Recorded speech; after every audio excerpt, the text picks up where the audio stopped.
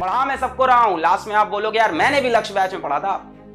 सवाल नहीं बने एग्जाम में। क्यों नहीं बने? सर नहीं बनाए थे। डीपीपी नहीं सॉल्व की थी। कहां लैग कर गए? रिवीजन में लैग कर गए भाई साहब। हम एक चीज को एक बार पढ़ते थे और अपने आप को सुपर जीनियस समझ के उस चीज को छोड़ देते थे। मैंने उस दिन भी आपको इस बीच पे एक लंबा लेक्चर दिया था। बहुत टाइम वेस्ट होता है, टाइम नहीं वेस्ट करना है। बस आपको बार बार मैं एक ही चीज रिमाइंड करा रहा हूं कि रिवाइजिंग। अपने दिन का एक टाइम बना लो जिस टाइम आपको प्रीवियस चीजों को रिवाइज करना है। Be it physics, be it chemistry, be it biology, be it math, be it English, any subject that you are studying. आप जब इसको ऐसे पढ़ते हो ना, बड़ा मजा आता है। क्लास में बड़ा मजा आ रहा है।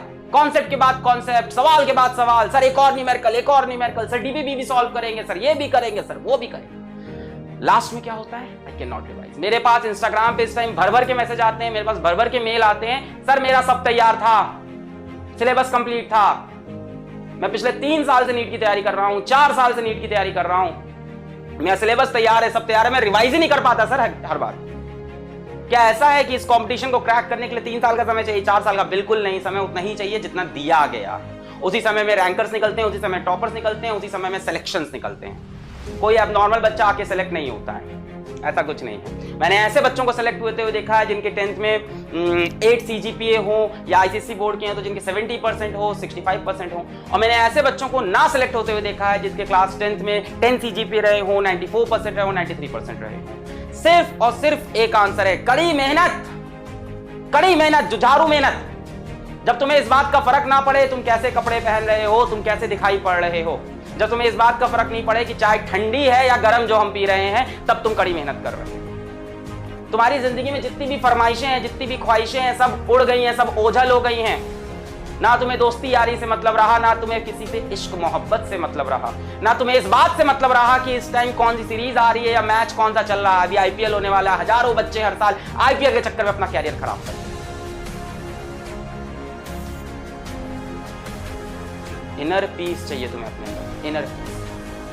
तुम्हें कुछ नहीं करना है, तुम्हें सिर्फ स्टिलनेस ऑफ माइंड चाहिए। क्या चाहिए?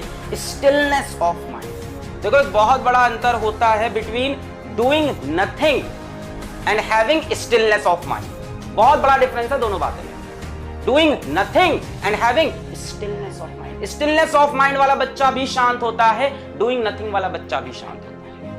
But who is doing nothing, जो बच्चा कुछ नहीं कर रहा है, वो सिलेक्शन नहीं पाएगा। और जो स्टिल है, अपनी चीज पे लगा है, इधर उधर कहीं नहीं देख रहा है, किसी और फील्ड में भी नहीं पढ़ रहा है, सिर्फ एक चीज को चेस कर रहा है दिलो जान से, रोज अपनी स्ट्रैटेजी को, अपने गोल को, अपने डेली गोल्स को अचीव कर रहा है, वो सिलेक्ट होगा। कोई एक्स्ट्रा ऑर्डिनरी चीज करके सिलेक्शन नहीं होता है। सिर्फ ऑर्डिनरी चीजों को रिपीटेड वे में, सेम ट्रैक में कंसिस्टेंट होके करना पड़ता है, और कंसिस्टेंसी गायब होती है हम सब में। कंसिस्टेंसी हमें गायब होती है। हफ्ते में 2 अच्छे दिन होते हैं पढ़ाई के, 5 खराब दिन हो जाते हैं। और उन 2 अच्छे के दिन पे, 2 अच्छे दिनों के दम पे हम 2 हफ्ते बिताते हैं कि यार पिछले ट्यूसडे तो हमने 8 घंटे पढ़ दिया था, क्या बात है।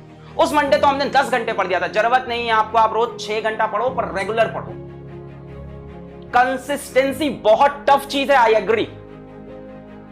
क्या चाहिए होता है पता है उसके लिए? स्टिलनेस ऑफ माइंड, पीस, शांति। आप 10 झमेलों में खुद को मत फंसाओ। आप अपने लाइफ के एम के लिए क्लियर रहो। आप 10 झमेले में अपने आप को मत फंसाओ कि वो दोस्त लोग कहां घूमने जा रहे हैं, उसने कौन सा नया महंगा मोबाइल खरीद लिया है, उसके पास कौन सा लैपटॉप आ गया है, उसने जाके फेसबुक पे कौन सा मीम बना के हजारों लाइक पा लिया है, उसने अरे यार ये लाइक वाइक पाने वाले 500 रुपए में बिकते हैं। 500 रुपए में 500 रुपए दे दो, तुम्हारी फोटो शेयर कर देंगे। सब कुछ नहीं है, सब छलावा है, सब छलावा है, सब झूठ है। अपने असली गोल को चेज करो। मैंने तुमसे कई बार बोला है, जितने ज्यादा तुम सक्सेसफुल होना चाहोगे, जितनी तुम्हारी बड़ी डेस्टिनेशन होगी, जितना तुम्हारा बड़ा गोल होगा, उतना तुम्हारा पतला रास्ता होगा। The more successful you want to be, the narrower the path is. वो बहुत पतला रास्ता होता है, पतली सी गली, उसी में ऐसे चलना पड़ता है। ऐसे भी नहीं कर सकते, ऐसे भी नहीं कर सकते, पीछे पलट के भी नहीं देख सकते, हाथ भी नहीं उठा सकते, ऐसे झुक के निकलना पड़ेगा। एक नैरो पाथ है, एक सेट ऑफ रूल्स है जिसको फॉलो करना पड़ेगा। So be very very consistent, very very consistent. Revision is must, बाकी सब तो हम लोग दे रहे हैं। आई होप आप अच्छी जगह पे केमिस्ट्री, बायोलॉजी या केमिस्ट्री मैथ भी पढ़ रहे होगे। भाई टीचर का योगदान तुम्हारे सिलेक्शन में कितना होता है? मेरे ख्याल से 10% से ज्यादा नहीं होता है, 20%, इससे ज्यादा तो मैं मान ही नहीं सकता हूँ। 80% योगदान आपका है। अगर टीचर का योगदान होता तो बड़ी बड़ी कोचिंग में पढ़ने वाले 17,000 बच्चे, 13,000 बच्चे, है ना, जब बंसल क्लासेस स्टार्ट हुई थी वहां कितनी स्ट्रेंथ होती थी? 17,000 बच्चे, 30,000 बच्चे जाते थे। सेलेक्ट कितने होते थे? कितने सेलेक्ट होते थे? 200, 300, 400। वहां टीचर्स हाई फाई पढ़ा रहे थे, एकदम मटेरियल दे रहे थे, एकदम भर भर के, है ना, ये असाइनमेंट, वो असाइनमेंट, ये वो। बस आपके दिल में क्या होता है कि हम तो इतनी बड़ी कोचिंग पढ़ रहे हैं, हमको तो सर इतना अच्छा पढ़ा रहे हैं, हम तो लक्ष्य बैच में सब्सक्राइब है, सारा मटेरियल हमारे पास है, हम पढ़ लेंगे, हम कर लेंगे, हम बाद में कर लेंगे, हम रिवाइज कर लेंगे, हम डीपीपी लगा लेंगे। आप इसमें रह जाते हैं। So be very very very consistent. जितना तुम ऊपर जाना चाहते हो लाइफ में, उतना तुम्हें खुद को घिसना पड़ेगा। बिना घिसे टूटे फूटे ऊपर नहीं पहुंच पाओगे सिंगल पीस में।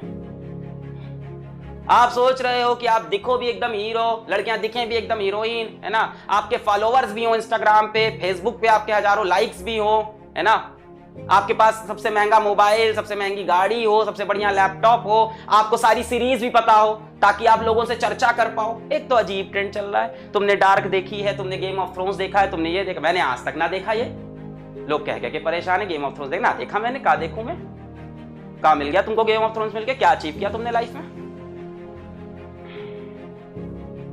इन सब चीजों में जो नहीं पड़ेगा, जो संघर्ष करेगा, वो पहुंचेगा।